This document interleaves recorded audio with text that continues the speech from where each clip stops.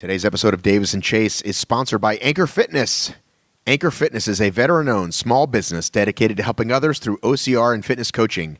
Rich from Anchor Fitness is an ISSA certified fitness trainer, exercise therapist, and nutrition specialist who's passionate about helping people overcome the obstacles that stand in the way of being the best version of themselves possible. Having overcome many personal injuries himself, he understands the unique challenges related to physical fitness disabilities and limitations. He personally reached out to me to let me know that he helps improve his clients' overall physical health, but also their mental well-being by building a support system and community around his training techniques.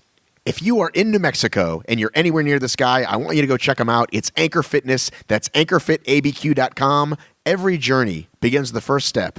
And if you like fitness and you like Breaking Bad references and you want to hang out in Albuquerque, go see this guy. He wants to take those steps with you as the premier OCR fitness coach in New Mexico. That's anchorfitabq.com. That's anchorfitabq.com. Welcome to your Thursday edition of Davis and Chace. It is April 18th. If you're listening to this on the day it comes out, we bring you these every bloody Thursday. The regular episodes are every Tuesday. Josh Chace is a fun guy that I've met over the years from the New England Spartans. I am me. And the show is me and him discussing, debating, proselytizing, often going off into different tangents or corners, as we like to call them. Please enjoy this episode. Davis and Chace, away we go. And we're back. It's everybody's favorite duet, Davis and Chace. My name is Matt Davis. That's Josh Chace. He's in Boston. I'm in Atlanta. And we're two wacky guys talking about OCR. And Matt Davis does totally not have bedhead going on right now from his jet lag recovery. Are you being sarcastic? No, you have some serious bedhead going on. Well, I don't want to go into salon corner too long, but I got to say that the lady I went to clearly did not cut enough off because it's like a week later and I look horrible. That's okay. I got to go into haircut corner myself this week and figure out this mop. So, well, you do resemble one Cameron Fry most of your life. So it's a curse, right? If they ever make that Ferris Bueller's 2. I could be son of Cameron Fry. No, you'd be Cameron Fry, wouldn't you? Well, I mean, he's still alive. I mean, I could probably play him better. Just think how much nicer he'd be to his son because his dad loved the car more than him. Or would he just inevitably become his father because he's powerless against it? What do you love? You love a car. When he gets home, he doesn't drive it. He just looks at it. When he gets home, me and Morris are gonna have a little chat. Yeah, it'll be good. Things will be good. Okay, Spartan, Seattle, Super. Should we start there, Josh? We should start there. There's plenty of stories there, I think. Well, I'm watching the race. The men are off. We're waiting for the women to go off, and someone says to me, "Is that Ryan Woods?" And there's this figure just kind of walking down the hill. And I swear to God, I'm like, you gotta be kidding me. And I wanted to whip out my camera because that's a good shot, but it was all happening so fast and I felt bad as a person.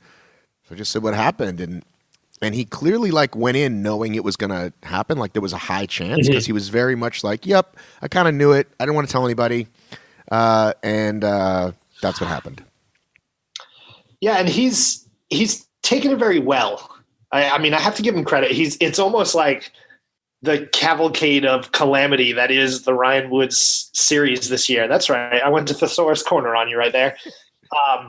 He's taking it very well. And I think that the best part of what came of this is, and I posted this on Instagram, I watched the replay, and he was at the end of the race hobbling along, cheering on Ryan Atkins, which I thought was the coolest thing. But he's taken it very well. I mean, it's been 3 races of controversy and or some story surrounding, Ryan Woods and what happened during his race. So I'm surprised you didn't call him out for making an excuse, though, on your podcast. He did make a little bit of an excuse. Which is what? He said, well, if I had another week, I'd be okay. I was expecting you to call him out, be like, I think I'm too close to the Ryan Woods story. I should be pulled off this story. I really should be. Yeah, you need to, what's the word? Recuse yourself from the Ryan Woods documentary. So I'm I told him, I said, because I really thought, like, okay, well, his year's done. Like, he's really done. But I think, and again, I'm talking about a person, like we don't know each other, but, it's the position we're in. I think he thinks he has something to prove, because rather than saying, yeah, what's the point? He's like, no, I'm in shape. I'm going to, like, he wants to do well. I think he wants to prove to himself and everyone that, speaking of what I was about to say, that he can beat VJ for starters, which, did you see the shots fired back? I did see VJ's post today, and that's all in good fun for those guys. But that was pretty damn clever. I don't know. I don't think so. You don't think so? You think he's really taking a shot? Oh, Jesus! Josh, how many times do I have to tell you about the sound issues? Sorry, I didn't realize. Why don't you read what VJ said, and then read what Ryan said back, and then we'll let the audience decide.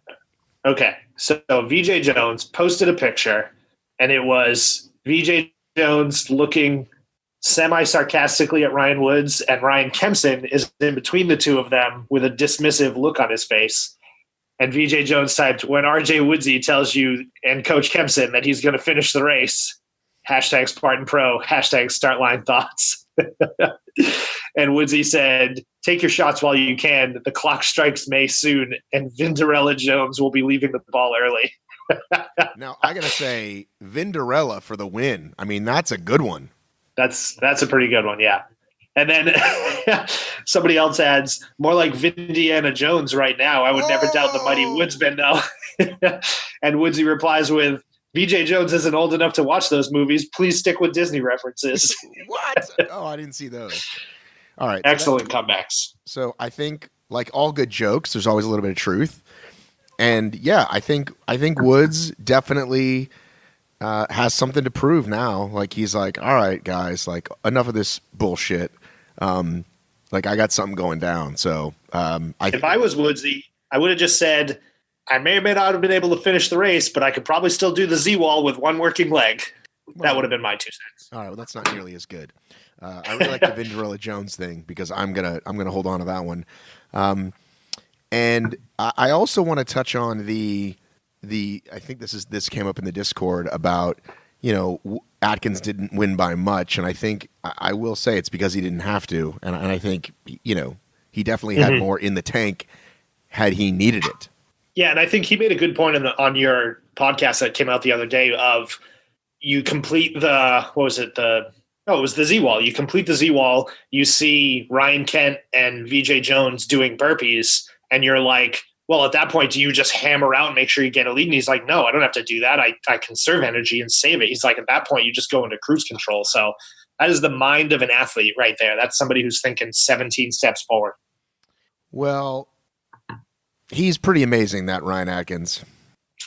Yep. Agreed. Anything else you want to say about, you want to talk about the women's race, or? I mean, the women's race, I think, was as expected. I think it's the bell curve and nothing against Nicole. She's having a phenomenal season, but the bell curve for Nicole is on the downslope, and I think the bell curve for Lindsay is on the upslope. So I'm going to go ahead and say I bet we see Lindsay win the next 2 races and probably take Tahoe. Yeah. Go ahead. I was just going to transition to your thoughts on the weather in Seattle. Well, are we going to talk about the trail race first before we talk about what people think about the weather in Seattle? Yeah, we can talk about the trail race. How was it? It was great. There's, I had lengthy conversations on and off record with the guys behind the trail race. And the guys behind the trail race are Charlie Angle, who I talked to on the record, and his Luis Escobar, who I talked to actually on their show, Trail Talk with Luis and Charlie. I'll be giving them shout outs. I'll link their shows when they're up. We had a lengthy conversation about, who is this race? I think we talked about this before.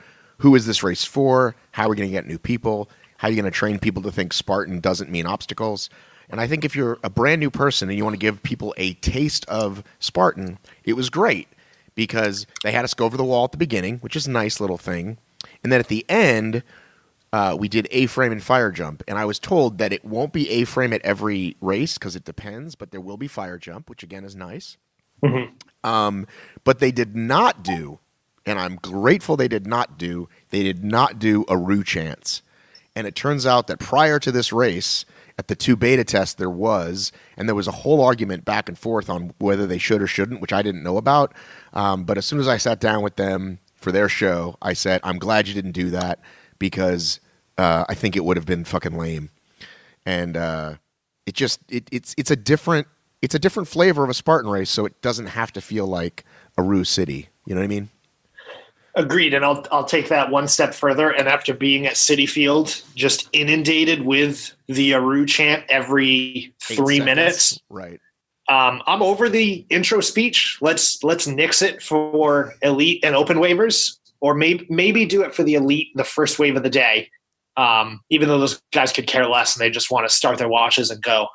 Nix it for competitive waves. I'm done with it. I could just do without it. I really don't care anymore. And keep it for the open waivers. That's cool. But Charlie said something interesting. Charlie said, and again, he hasn't been to a ton of Spartan races, and he said, well, the guy doing it, I know, like, I'm sure he's a good guy, but he just said it so many times and so fast that it didn't mean anything. Correct. And I said, well, it's interesting you say that because the guy, the best in the business, Mr. Sean Corvell, does it all day, every day since 2011, and he fucking means it. And I'm reminded of that every time I do a Tough Mudder, that it's mostly the same words, mostly the same jokes, yet he connects. And I think I don't expect everybody to be Sean Corvell because he's one of a kind, but it just made me give that much more respect because you think about doing it 20 times in a day, right? Like that alone would get old. Now multiply that times 30 races a year. Now multiply that times going on 10 years. That's pretty impressive that you find a way to connect with your athletes. Yeah, but I don't know. I mean, I've actually never seen Mr. Corvell do his live, so I don't know for sure. But I don't know. There's also rumors that they're bringing Justin Manning, Mr. Metal Addict, to Spartan, and I'm not over him, but I'm just inundated with him. And let's get somebody new. Well, okay. Are you willing to travel most of the year and not make a lot of money? Great. That job's for you. Like, who are they going to get? I don't know. Maybe pick a staffer that wants to do it. I have to pause and grab a cord. My computer it went really quickly down to nothing. I don't know how that happened. Hang on one second. I'll be right back. Okay. I hope I remember to edit this. Or you can talk to the audience while I'm gone. You want to talk to the audience while I'm gone? I'll figure it out. All right, I'll be right back. I've got such experience with Matt just randomly dropping his headset and walking off set that I'll do nothing but fill time. And really the only way to fill time is talk about our Discord server. And if you're not on it, and you're probably sick of me here talking about this, but if you're not on it, the website is bit.ly/OCR Discord, DISCORD. Join up. Leon, I'm going to mispronounce his last name, Leon Kofed, the Dutch or Dane who was tearing up the Spartan Race season at the beginning of this year, actually joined the server this morning, and Nikolai Dam is already on there as well. The guys from OCR Audio, a European OCR podcast, are on there as well now. So join up. There's some great pictures of Matt B. Davis running the trail race, or what looks to be running. He might just be prancing. I can't tell.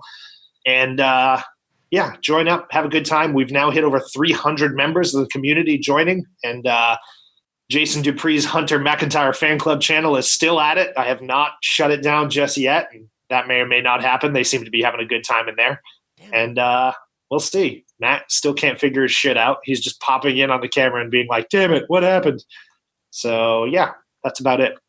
And if anybody is going to be at the New Jersey Ultra Beast in 2 weeks, be sure you say hi at the open house because I will be there the night before and looking forward to getting out, trying some obstacles, and finally getting an open house. All the races that I've been to this year, this is the first one that I've been to that actually had an open house. I know Seattle had one last week, and I know Ohio's got one in several weeks, but not enough open houses at Spartan races this year.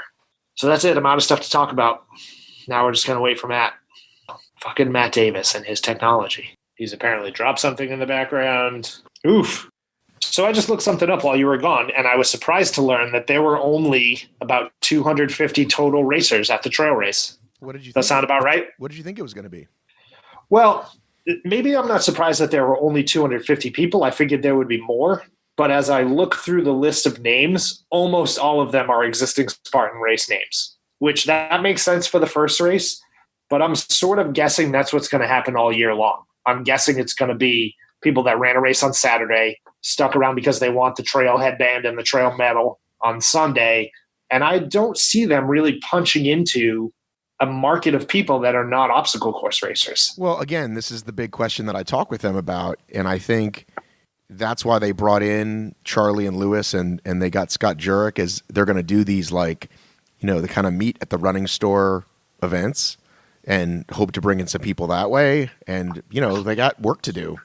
As I've said many times, they got to unring the Spartan is a really hard obstacle race bell. This was my suggestion. What if they just called it Trail and kind of put the logo like maybe to the right and below it instead of this massive Spartan, just kind of like Trail Race, and like you see the little logo and maybe, you know what I mean? And kind of slowly, like a Boston Market, Boston Chicken thing. I don't know if that's the right analogy or not. Or Boston Pizza, if you're a Canadian. Is it Boston Pizza now? Well, no, there's Boston Pizza. It's the Canadian pizza joint. No, but I'm saying when Boston Chicken, you remember when Boston Chicken became Boston Market? Come on. No, it's been Boston Market my entire life. No, it has not. Yes, it has. There was really a Boston Chicken fast food restaurant. Are you joking? God, I got to go look this up now. All I know is I have been to Texas and Florida multiple times, and I have not hit Whataburger or In-N-Out yet this year, and it's really pissing me off. That's what I want to hear from people. Who's better, In-N-Out Burger or Whataburger? Boston Chicken was founded by Stephen Kalau and Arthur Kors in December 1984 in Newton, a suburb of Boston. The chain expanded rapidly in the early mid-1990s. Well, when it was known as Boston Chicken, restaurants specialized in rotisserie chicken and a variety of side dishes. But in February 95, the chain expanded its menu, blah, blah, blah, blah, blah. Incorporated, the name became Boston Chicken until 1997, where it became Boston Market. Now we're out of fast casual restaurant corner, QSR, they call it, quick serve restaurant corner. How did you not know that? You are from Boston. Well, Boston Market, even though it originated in Boston, no self-respecting individual will go to Boston Market on the regular. Do they even exist anymore? I've only ever been to Boston Market, I think, twice. Both times I had meatloaf because I thought it would be a good idea to get fast food meatloaf, and it didn't work out, and I have yet to return. You know how Dunkin' Donuts is now just Dunkin'? Correct. It's the same thing. Domino's Pizza is now Domino's. Same thing. So anyway, this genius analogy I've made for the audience. By the way, I want to give you a quick little thing. If you watched my Instagram story the other day, and I had one Stephen Hilt in our story, 62 years old, we're enjoying a meal with Charlie after he's on the Spartan Trail team. He's retired, great guy. And he's talking to me about he's enjoyed the podcast since the old days.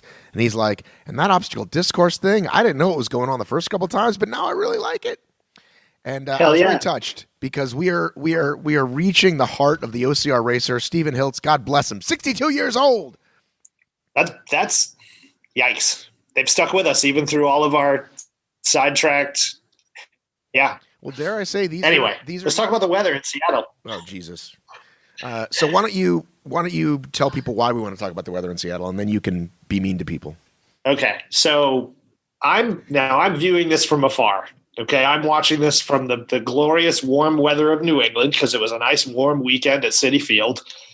And all I'm seeing is rain in Seattle, and it's cold and it's muddy and people are miserable. Now, it's April and it's Seattle. Okay, there are two things that are inevitable. It's going to be rainy and it's going to be cold. Luckily, we have this amazing technology that can predict weather, not predict it, but can tell us what the weather will be days in advance. Now, I saw several people, one prominent member of the community and then a couple others that are out there, call on Spartan to move this Spartan race and say, no longer should the Seattle Super be held in April. You need to push it to warmer times when weather is more is easier on the competitors, which is garbage. It's garbage. You know what the weather's going to be. Dress for it, and maybe put a shirt on. Let alone multiple shirts. But how I don't want to generationalize individuals, and I don't want to stereotype a certain generation, but how Matt is just awkwardly staring at me, expecting me to say it. And I'm going to be polite at least for this part, but suck it up.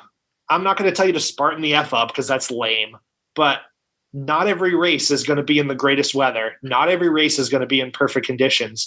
And not for nothing, it made the race far more entertaining to watch because it created stories around the event with people failing obstacles, Kempson coming in hypothermic and like just shivering to death, girls missing obstacles and changing positions as they race. That's stuff I want to see. I don't want to see the same 3 people podium because it's just a flat, dry, boring trail race. So I'm sorry that this particular event did not meet your weather specifications and that your Prius might have got caught in the mud on the way out of the parking lot. But it's time to take into consideration the fact that maybe we should dress for the occasion and prepare for the occasion and live and learn. I think all obstacle races should be in San Diego, California, right? Did I say San Diego? I meant to say San Diego. You said San Diego. I don't know where San Diego, California is. Late May, early June, all obstacle races. And then we're probably pretty safe. You're probably looking at, low 60s, mid 70s. Yeah. I agree. Obstacle racing is, the races here, we have a Savage in late March, early April, and it can be gorgeous or it can be freezing rain cold. It's not much you can do. To say it's not ideal for Seattle. I think they do have some pretty months in the summer, but that's clearly not. They're the least amount of obstacle races are in the summer down here because it's hot, right? Least amount of races, period. Right. The West Coast has had a good chunk of races the last couple of months because that's obviously when it's ideal weather-wise. And then they take the summer off, quote unquote, and then they come back in the fall and do a few then. So I don't know. Complaining about the weather when you just had a bad day and you got stuck in the cold or whatever it is, that's... I will say standing around not racing on that Saturday, as I said far too many times in that podcast episode, this sucks, I'm cold, let's get out of here. Like, I don't know when I've had that feeling, and it's not, I don't even know what it was because the wind wasn't blowing. Just the word miserable keeps coming to mind because I've stood around at a lot of obstacle races and not been as miserable. And, it allowed for me to get a great episode where everyone was huddled together in one place. But yeah, like when Atkins said it's only 9:30, I was like, what? Like, we've only been here for 2 hours? It's like, this is the worst. I love how you are bouncing from person to person to person. You're like, can we go get breakfast and then just come back and do the awards later? I feel like I said it too many times at one point. I think I've learned something about myself, Josh Chase, if we can go into self-reflection corner. Absolutely. Let's do it. People are always like, damn, Matt, you sounded like you were on a coffees. I think something happens when I start going into interview mode. I kind of don't recognize myself when I go back and listen because I do sound like especially excited. And I think like it's like a human thing where like we do better. And I'm someone that like that goes to 10. Like when I'm sort of in that element, I get really excited. I'm like a kid, and it's really, really fun. And I think that's why I'm still doing this, even though like freezing on monkey bars is not my favorite thing. I do like talking to people about this stuff. Yeah, and when people have pointed out that you're a little ADD when it comes to your interviews, I think that is just a reflection of the fact that you're excited to be surrounded by all of these individuals. Because we can do interviews by Skype and over the phone, and that's one thing. But I think the interviews with them get better when they're all around each other too, because they're all interacting as part of it. So yeah, I think you might get a little overexcited and scatterbrained, but I think that's just a reflection of how the community is when it's all there and going through the same experience. So, yeah. And for those that didn't catch it, when I first said, who did fail the Z-Wall, and I was talking about Kent, he was standing right there. I said, Mr. Man Bun himself, and he's right behind us. And then he's like, hey, like he actually, like, I wasn't just shitting on the guy. I don't know if it came through when it came out later, but he was standing right there. And then I did get to ask him later. And then, He and VJ both, if you saw my story, they legit went to go practice the Z-Wall. They're like, we got to go figure this thing out. Now, here's what I don't quite understand from someone who doesn't race at full speed.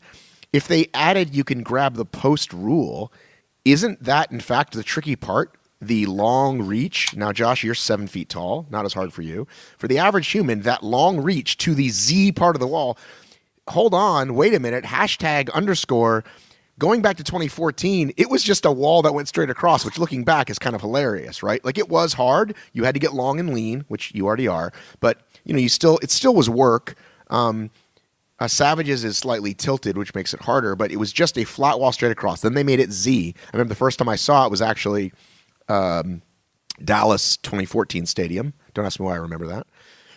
So anyway, the Z part is the hard part, and now you can grab the post. So help me out here. Help me understand this, Josh.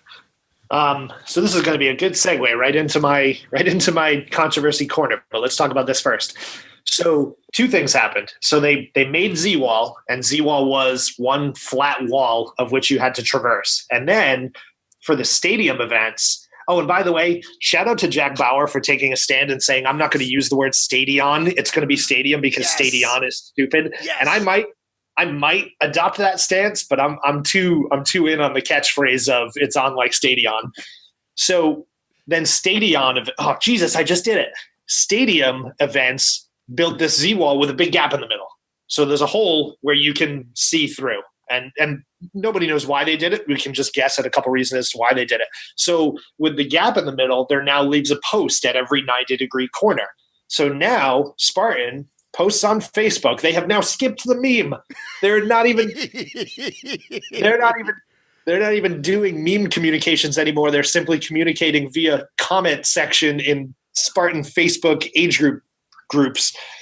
So they went out and said the new rule book will say that you can use the handholds and the vertical beam that is at the 90-degree of each of those corners. So to me, that is great for those vertically challenged individuals. Take Nicole Miracle, right? She's a shorter racer. For her to reach from one handhold all the way around the corner to the next handhold, some of them are placed very far apart. Some of them are close. Rhea's even shorter than Nicole, like I think by a lot. Yeah, Ray is a good example too. So for them to reach around the corner and grab that other post, you're putting yourself out there. You're hanging over the corner. And if you don't catch that piece, then you can fall. Absolutely. So now they can wrap their hand around the beam and grab the beam itself. And that does make it a little easier. For the men, I would assume that that's probably going to be more awkward to reach down and grab the beam, but it might again allow you to grab the beam, roll around the corner, and find where that handhold is. Because most of the times you're grabbing for that handhold blind. You can't see where it is. And if you lean over to see where it is, you're putting yourself in a position where you just may fall off. So I don't think the men are going to do that. I don't think Ryan Kent's going to grab that beam going forward. I think for him, it was just a momentary lapse. And the Z-wall, I think, is one of those obstacles where it'll get in your head. And if you failed it once, you might fail it again because you're not, you're second guessing where your placements are. So I think that's all that happened. I don't think it's going to be an issue for them. So before we get to your controversy, again, I've always been taught long and lean, hump the wall, right? Yep. And always have, 3 points of contact. Some people do the foot thing, right? I'm now doing things with my hands that no one can see, but they cross. Yeah, they walk foot over foot, which I feel like is asking for a slip. But some people do it that way. Some people do it that way, and a lot of the pros do it that way. I think Adkins does it that way, and he seems to walk right through it. I tend to do a lot of like the shimmy and like jump your foot from one block to another while jump, and that can be unsteady at times. So I think everybody's got their method, and I think it works for everybody. And I think adding the beam in adds another level of availability of completion of that obstacle for individuals that maybe are challenged by the height of it. And I have no problem with that. What I have a problem with, segue, let's play a little Jeopardy, Matt. I'm going to read you the answer to something, and you're going to tell me, so I'm going to read a definition, okay? And you're going to tell me the word that I'm defining. Let's see if you can do it. Okay. The definition is, I'll give you two of them. When someone takes it upon themselves to decide who has access to something. Okay. Or the activity of controlling and usually limiting general access to something. Any word in which I'm referring to. One more time. Okay. The activity of controlling and usually limiting who has access to something. Or when somebody takes it upon themselves to decide who has access to something. That is, it's not security, is it? sort of. Something to do with the rule maker, something to do with the person who makes the rules, right? The word you're looking for is gatekeeping, Matt. The gatekeeper. What is the gatekeeper, Correct. Alex? Okay, so gatekeeping is what I'm talking about today. Okay. Pause for dramatics. Much like I said that there was an epidemic of individuals cheating out there, there is even a larger epidemic of pretentious individuals who are deciding who can race and who can't race and what races they should or should not be registering for. Okay. So here's my example. The Big Bear age group category was sold out for quite some time. And we saw a ton of people. You need to make more slots available, blah, blah, blah, blah, blah. And then inevitably, you start to see people gatekeeping. Okay, well, all those people that are racing because they just want an early start time, you shouldn't even be in here. And all the people that are in elite races that are getting passed by the girls, you shouldn't even be in there. Or, maybe you're not a good enough runner, so why are you registering for elite anyway? Okay, let's get something clear, Matt. It is not up to anybody to determine who can race besides Spartan. If you are not a Spartan employee who is in charge of registration and who can register for certain things, you need to shut your mouth. I'm sick and tired of hearing people on Facebook tell others what they can and cannot do with their own hard-earned dollars. I'm pretty sure a Spartan ambassador led a Spartan Facebook Live that said you shouldn't run elite. Am I incorrect in saying that? I didn't watch the whole thing, but I believe the phrasing was you should strongly consider whether you belong in elite or not. Right. Which I don't agree with at all. Me either. But that's not even the one I was talking about. The Facebook posts about get the hell out of age groups so that I have space in there, right? And I called people out and said, get the hell out of age group if you're going to cheat. And I don't consider that gatekeeping because it would make me a hypocrite if it was gatekeeping, and I'm now talking about not doing it. If you're cheating in the age group, then yes, you don't belong in there. That's one thing. But if you're registering because you want the start time, guess what? Tough beans, Charlie. They've got every right to do that because there's no qualifiers for running age group except that you complete all the obstacles and complete all your burpees if you fail them. Likewise, there's no requirements for elite except that you finish all your obstacles and you finish all your burpees if you fail the obstacles. Stop telling people what they can and cannot do with their dollar. It's their God-given right to do whatever the hell they want to do. And it only makes the sport look bad when you've got all these arrogant, pretentious individuals saying, you don't belong there and you shouldn't be doing this, blah, blah, blah. It's super annoying and it's super pretentious of you and it makes you look bad and it makes the sport look bad. Stop it. I could not agree more. That was it. That's my controversy corner today. I cannot add much to that conversation. That being said, if anybody wants to drop out of age group for the New Jersey Ultra, I accidentally registered elite by accident, and I would love to race age group. So if you're planning on dropping out, shoot me a message and let me know. So I can take your spot. What are there, 300 spots per age group? I don't know if there's a set number per age group or there's just a set total number. So I don't know. I'm sure it's different everywhere. Big Bear. Because Ultra, I'm surprised. Ultra is a rare category. Ultra is a small amount. No, not anymore. Especially for Jersey. Jersey, the last 3 years, they've had 1,000+ ultras, and it's sold out well in advance. It's the first ultra of the year. It's the first beast of the year. It's generally regarded as one of the most popular venues, so it's always a big event. Does anyone have any luck with, emailing us at Spartan.com or whatever it is and saying, can I please get in, and they throw you in? Like one of those things, if you make enough noise, they'll let you in? Nope. And that's the other thing is, well, that's a whole other conversation, but people are like, well, what's the chance that I can race earlier? And everyone will say, well, I've raced earlier because the person on site told me I could, when that's not the rule. But now you've got another person who thinks that already agreed to, and blah, blah, blah. Yeah. I mean, there's never a problem trying that, right? Going up to registration and begging to run an age group. I mean, and then maybe they let you, maybe they don't. No, not begging.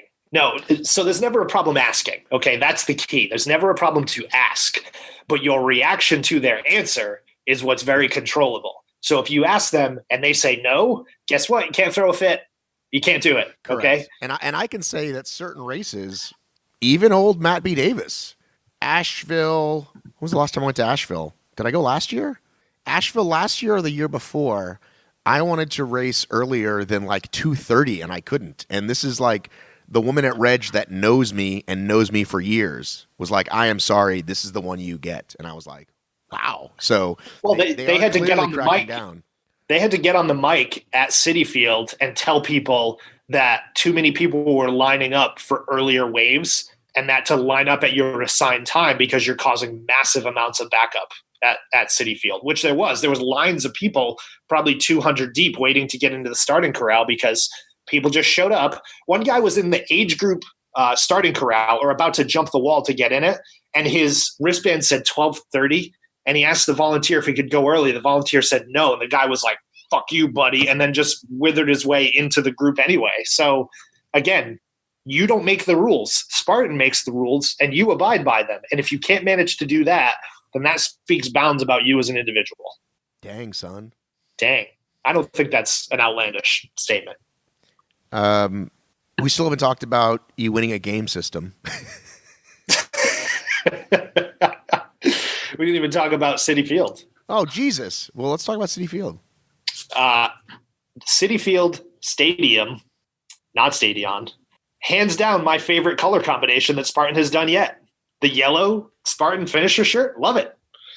But the event itself was a little scaled back in terms of distance. So they said 3.5 miles. I didn't get anywhere close to that. I got like 2.3 and 2.7 on my GPS.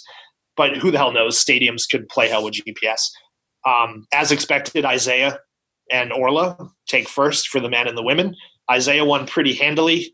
The slower Kempson, Matt Kempson, comes in second place. And Bracken Cracker came in third. Although Bracken showed up saying he'd just be happy with a top 20 finish. Talk about being humble, Bracken. Takes third. I think we call that sandbagging, actually. So, yeah, it was a pretty good event. Obviously, tons of stairs. I don't know what the hell happened at the sandbag carry by the end of the day, but it looks like people were taking the sandbags and just opening them up and dumping them all over the place. Oh, I do have an opinion to give because Matt Davis is now riding high on Matt is correct that Ryan Atkins is the best obstacle racer. And Jack said, well, why does being good at several distances mean you're the best? What about the stadium people? Why doesn't that mean that they're good? And I'm like, because that's a fucking 25-minute race. Like that's closer to ninja than it is to obstacle racing. It's a CrossFit workout. That's why I say it's closer to a CrossFit workout and closer to ninja than it is to an obstacle race. And it's fine for that, and it's great for that. And people, like, let's not forget, like, the reason there's so many registrants at stadium races, and the reason that there's more and more stadium races is because they are a location-based race. People want to race at CitiField, not because I love obstacle racing at CitiField. You see what I'm saying? Like, there's a reason the numbers, jump for all the reasons they do it. It's close. There's no mud. Oh, by the way, that would also be a factor. No dirt. Like, that's why it's not an obstacle race. That's why being the best stadium racer, you are a phenomenal athlete. You can blaze through that course in 25 minutes. There's no doubting you are an excellent athlete. You're just not the best obstacle racer. Correct. And hell, they had almost 8,000 people at CitiField on one day. So exactly. Good showing. Great event. I mean, and I think stadium events are perfect feeder races for Spartan Race in general. And I think that's the goal, because I don't know. I don't know the logistics or the financials behind any of this. I don't know if they're making money on stadium events when you get almost 8,000 people showing up or not. But the event itself is great. Location is great, right? And one distinct advantage that stadium events have over everybody else is stadium has inherently parking situation solved. You park right on site. You walk right up to the venue. There is no parking in a field. There's no pushing your Prius out of the mud. Like, none of that exists. You just drive right in. You're right on site. It's a great experience. And I thought it was a great event. Love the stadium shirts. My yellow shirt's probably the one I'm going to go with most of the year. And yeah, so Isaiah's primed up and ready for his stadium season. Yeah, and the guys that do well at it, absolutely. You're every right to say, this is my wheelhouse and it's what I'm going to focus on. Like same with Orla, right? Orla and Cassidy and all the people that are great at it, like go knock it out. You're just not the best obstacle racer by knocking it out. That's all I'm saying. Right. And there's nothing wrong with that. I think you're the best stadium racer and a far better athlete than, say, me. And I think the stadium races are a little more. So here's an example. I ran the San Antonio Sprint, and I got like top 10 in my age group. I was like, I'm pretty psyched about that. It's a three and change mile race. You know, good competitors there, whatever. So I go into CitiField and I was like, all right, I don't think it's out of the realm to expect top 10. But then you get people that don't run outside and don't run on trails and are sprinters, like natural sprinters, and they excel at stadium races. So in this case, I finished 18th in my age group, and I was like, well, shit, that's not very good. And I'm thinking, actually, that is pretty good, because you've got a whole different caliber of athletes that show up at these events, and, you know, they're going to shine there. Right. You could be facing, a hot CrossFitter type. Yep.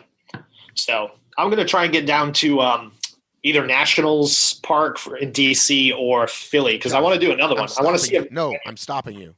You can't stop me. Stop doing more Spartan races. You can't stop me, Matt. Josh, we need an intervention. Matt, I am currently 7th in the age group World Series in my age group. Okay. I gotta continue this trend. I'm on a high right now. Where's Heather Bodie? Heather Bodie's number 1 in her age group, but she's also at like 18 to 24 or something. There's nobody in that age group, Heather. We love you. There are a lot of people in her age group, but she is number 1. But she's also run a ton of races because, and again, I'm not trying to devalue what she's done, but she's run a ton of races because there's been a lot of California and West Coast based races. So as the year goes on, it might change.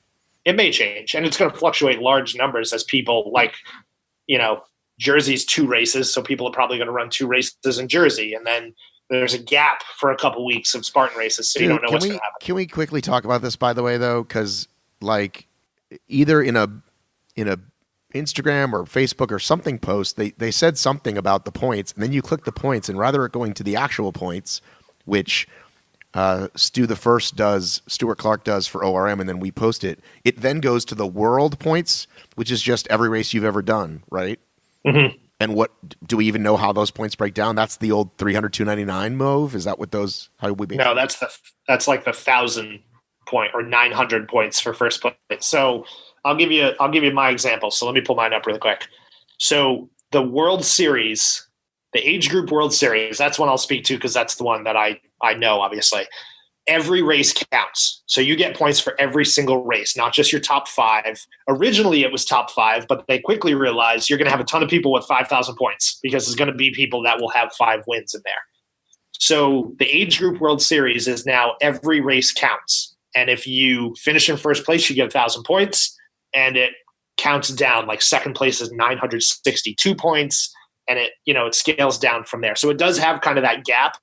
So example, I'm in 8th place in my age group right now. I've gotten as high as 724 points for my 9th place finish, but I got 804 points for my 18th place finish at CitiField. So I don't know exactly how the point system works and how the point numbers are calculated, but I know it starts at 1,000 and counts backwards. So this is basically 2012 all over again, where one Mappy Davis was 150th in points and got a Spartan Elite's points leader shirt.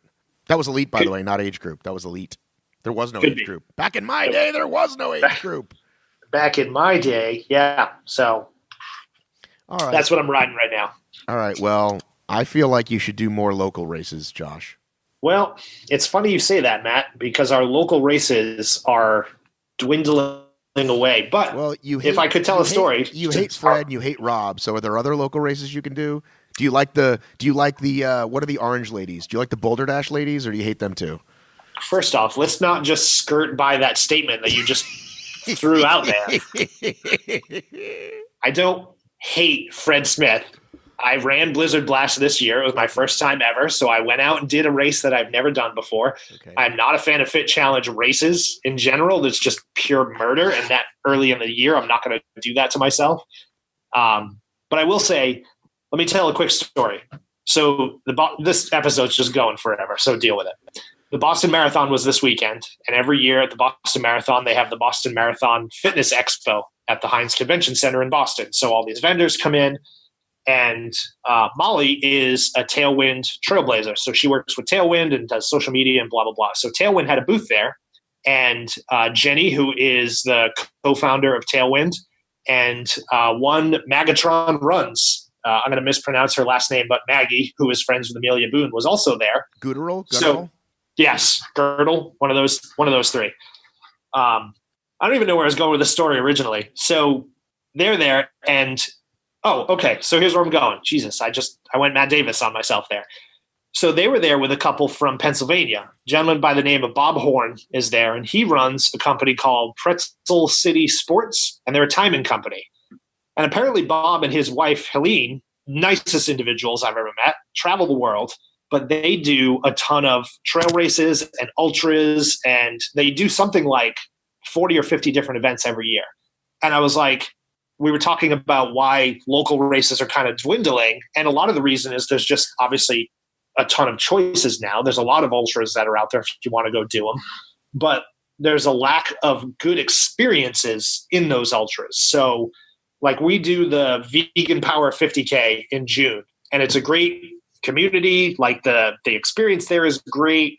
The folks that do the timing are excellent. The people who run the race are excellent. So it's not that I don't do a lot of local races. It's that a lot of local races are poorly put on, and you show up, you race, and it's a little blah, and you don't really get anything out of it besides the fact that you just got to run a race. So there has to be a reason for me to show up and do it. And I will, but yeah. So I might find myself in Pennsylvania because apparently Bob and Helene put on a ton of races. One of them is the clothing optional race. So you never know. Well, there's one in Florida. There's a couple in Florida. I think there's actually a whole website where you can find them. But that's not something I would ever do. But you're young, right? You're 7 years younger than me. Not according to Spartan. I'm 1 year older than I am. But I had a thought there. When it comes to local races, the experience, right? Like this is, again, what I talk to the trail guys about is that people want an experience, right? It's not enough just to finish and get the shirt. And as a matter of fact, I'm sick of the shirt. Just give me the medal, damn it. But when we support our local races, it's usually because we know the people that actually put it on, right? They're usually one of us, the races themselves. We know we're going to see our small to largest group of friends there.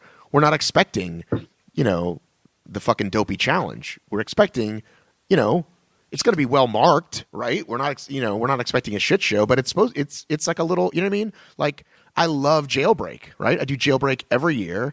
Most of their obstacles are at the end. You know what I mean? There's not even a lot of obstacles in the middle of it, but it's put on by great people. Cross country stampede, and I assume you have all these kinds of races. Like it's in somebody's farm, and it's a good time.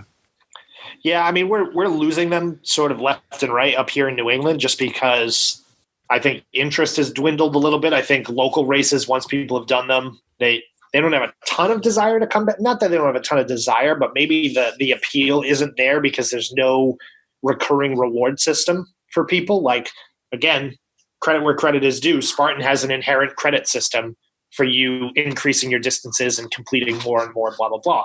So the local races struggle with that, but we've seen half a dozen of these races implode and just go away because either increasing insurance costs or inability to get, people registered, or there's just no place to put them on the calendar because there's a million other races. That's obviously a big one too. Guns. Matty Davis is doing the old stretch flex. I was doing the stretch flex. All right, Josh Chase. Do you ever yawn and wake up like Gandalf? Wait, what? What did I just miss there? It was a Saturday Night Live reference. Yawn and wake up like Gandalf. It's like, oh, that was a good nap. Anyway, tell people where you are this weekend. I will be maybe climbing Mount Monadnock. Get some training time in. I'm not racing this weekend, so I'll be home on my couch putting some Oreos down, and that's about it. Well, I want to say that I have hit a new bottom in terms of weight gain. Shortly before, Josh just muted before he coughed. Great job, pro move. That's what I do. I knew I was 10 pounds heavier. The pictures just came back from Seattle Trail. I am wearing 2 shirts, so that definitely helps. Matt VJ gave me a shirt to run in, and you know these things always run small. These things run big. He gave me a large. Could cover my car. He gave me medium. It still made me look a little chunky, but that's all I need. I'm already on the way. I'm already on the way of losing some lbs. Speaking of which, I hope there's a Spartan Trail Point series. Maybe I could be up there. I've got to be now, right? Because I finished 8th in my age group, so currently I'm 8th in the world. Question about trail: no finisher shirt, right? Just a finisher medal. No finisher shirt, and there's a video coming. Of course, I'm like, it's so freaking time consuming to do all this stuff, but I definitely want to do a here's what you get for your Spartan Trail. It is cotton, but it's not the thick kind of cotton. It is the thin cotton. Charlie and I talked about this as well. He was like, I know it's all cool to do tech, but I wanted to do cotton. I like a good cotton shirt you can wear around. But I was going to say, quick note. When I finished the race and I looked at my age group, it was 40 to 49, not 45 to 49 or 46 to 49. And I was greatly disappointed and thought, this is bullshit. I'm sure I'm doing great in my age group. And then the nice gentleman at the timing tent showed me, because it wasn't very busy by that point in the day, and everyone in that age group was 45 to 49 except for one guy. So there was one 41-year-old. Everyone else was older. So 7th is the best I would have been. So anyhow, I assume they'll change that more when more people sign up for it. I would assume so. I'm running trail not till like October or November or something like that. So it'll be a while before I get there. Jersey. Oh, damn it. Are you going to Tahoe or not going to Tahoe? I probably will not go to Tahoe this year unless you want to send me out there with you. I might have to. You're going to do 80 races and not do Tahoe? Well, so here's my gripe. I finished 9th in the sprint in my age group in San Antonio, and I never got an invite for the West Virginia North American Championships. So if I can't get there and I can't race at Tahoe, it's baloney. Where's my invite? Well, it is not on my junk folder. Don't tell me to check my junk folder because it's not in there. Josh, have you checked your junk folder? I have checked my junk folder. First of all, there's just a lot of City Challenge emails in there. You should send an email just checking. Sometimes that happens. But second of all, I was going to say I could challenge you to a duel at Tahoe has a trail. You want to have a trail race off? But you know what I just realized? I wonder if they're going to do it on Saturday since the championship is on Sunday. Usually the trail is on Sunday. I'll have to investigate that. I would assume the trail race is going to be on Sunday then. I have all this information in the Discord. I just can't search for it right now. I could, but that'll be rude to the listeners. All right. Spartan Trail Series. I've got it right here. I don't really have it, but I do have it. Hang on. The Spartan Trail in Tahoe. I am speaking slow because I am trying to delay. It's September 28th. I don't know what day that is. Saturday, my friend. It's got to be Saturday. All right. Let's do it. All right. It's a trail off. Save some points. I don't get points because I traveled the cheapest possible way. Well, I think there's your problem. Well, listen. You take terrain? Do you fly terrain? Is that the problem? I have not flown terrain yet this year. I flew JetBlue a bunch of times. I've flown JetBlue doesn't have points? Yeah, but I don't fly them enough. You have to fly a solid 10 times in order to get enough points to even cash in. 20 races. I don't fly to all of them though, and when I do, I very rarely use the same airline. Do you get points for driving in Molly's car? No, we rent cars. Dude, I don't get points to do that either. Dude, doesn't that sound like a Shark Tank, really bad Shark Tank idea? Okay, you want to get travel points, but you want to drive your own car. We've created a point system where you get points for your own car. How many customers do you have so far? 11. We're looking for $400,000 for 6% of the company. Mr. Wonderful comes in. Okay, you valued your company at $12 billion. I'm out. All right.